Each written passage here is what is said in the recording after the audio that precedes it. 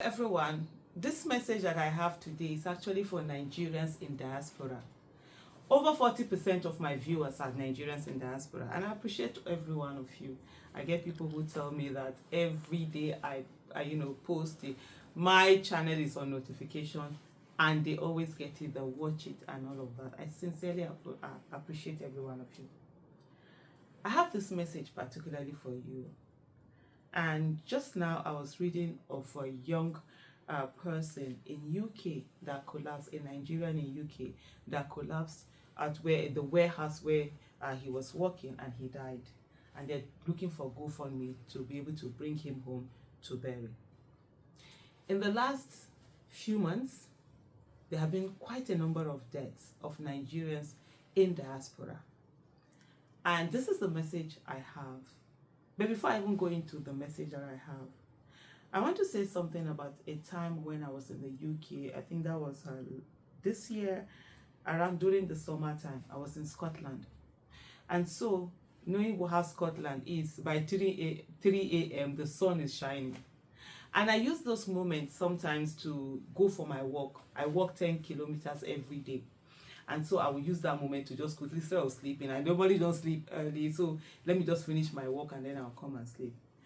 Most times in those walk, the people that I see who are either like returning back from work or going to work are black people. And I don't have any study done. I don't have anything to be able to collaborate what I'm saying, but I'll just tell you what I saw. So these black people, and most of them looked like people who had emigrated. What am I saying? Nigerians in diaspora, especially those that have gone, they either have jackpot or something. They are walking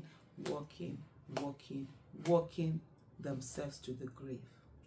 It needs to stop. You do matter. Your life matters. I know, yes, there's a need and a pressure from back home, people who are making demands on you, people who are families that are waiting, expectation. Everybody wants you to solve their problem, and we've all been brought up to believe that we have to solve everybody's problem. The money that you have, yes, it's not for you alone, everybody must have of it and that. But there's a saying that you cannot help the poor by being poor yourself. And I also want to add, you cannot help the poor by being in the grave. Most of you are walking yourselves to the grave. Let me repeat, it needs to stop. The people that you're killing yourselves to work and get money for them, first of all, 99% of them do not appreciate you because they feel that you should do more. After all, you are in abroad and you are cutting money anyhow. Meanwhile, you are there, you have no savings, you have nothing. You're literally working to be able to maintain the people that are back home in Nigeria. And yet, it is not appreciated. If anything were to happen to you today, you're not even, let's even leave death out of it. Maybe you came back to Nigeria, or you've not really been able to amass something that people will think you should amass. Those same people that you have helped constantly are the ones that are coming to insult you and say, with all the opportunity he or she had, they never did anything. Meanwhile, your money was the one that was used to pay school fees, take care of people, pay hospital bills, send feeding money. But they will never understand, they will never remember.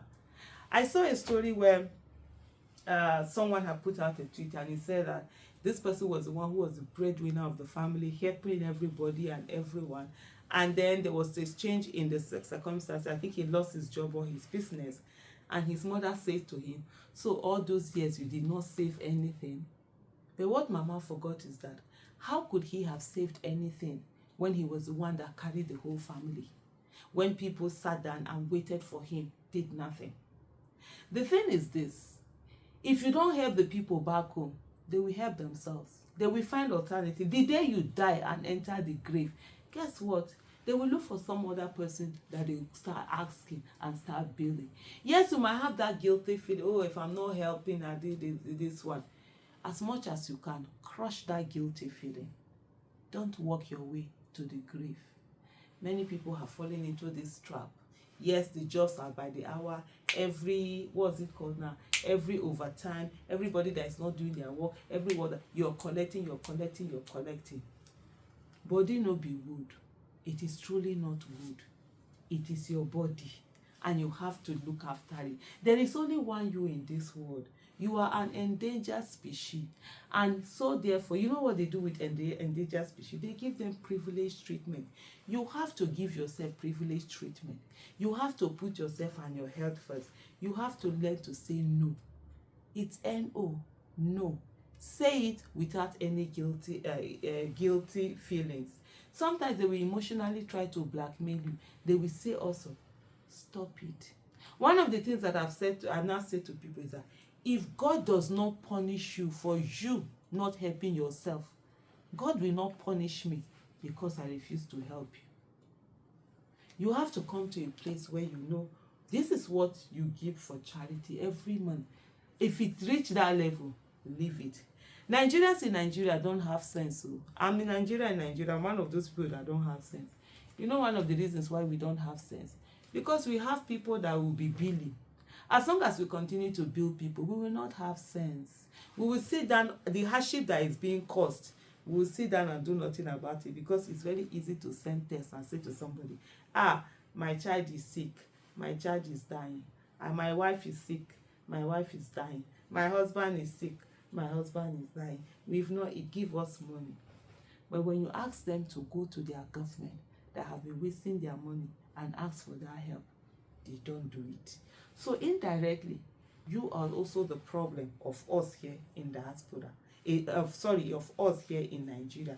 Those of you in diaspora, I've said it to many people in diaspora. This sending money anyhow, you have turned us into beggars with our hearts, and we don't know how to stand and fight for ourselves and go there and get a nation that works for everybody. Some will say, but we can't stop it. How do we stop it? We have to help people. Yes, you are helping them. You are killing them. And also killing yourself and sending yourselves to the grave. Let me repeat, this message is for my fellow brothers and sisters in diaspora. Don't walk yourself to the grave because you want to fulfill certain needs. When you die, life will continue. Nobody will cry for 24 hours without eating food. Even if they don't want to eat, they will be forced to eat, because we say to the person, eat so that you have strength.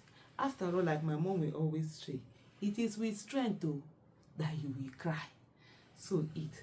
At a very young age, or as a young mother or young wife, I thought about this thing. I said, nobody will cry for 24 hours without eating. So I used to put myself first. It's not easy, I can tell you that. Getting to that mindset. Even myself, that's how I used to. My first business collapsed because family. Oh, we've not eaten today, I will send the money. Oh, this, I will send. Guess what? The business collapsed. And when the business collapsed and I had nothing, for over a year or two, I was sitting down like that. Nobody said to me, Aisha, how do we get that business back up? It was only my husband that came and stayed. So when I started my second business and the demand started coming again, I minded myself. But I still didn't get enough sense until one day I found out that a cousin of mine was building houses. And here I am, as of that time, any millions. I don't have any house. Solving problems, paying school fees. Even though I still pay the school fees now, but at a level that is not going to affect me, it's not going to affect my health.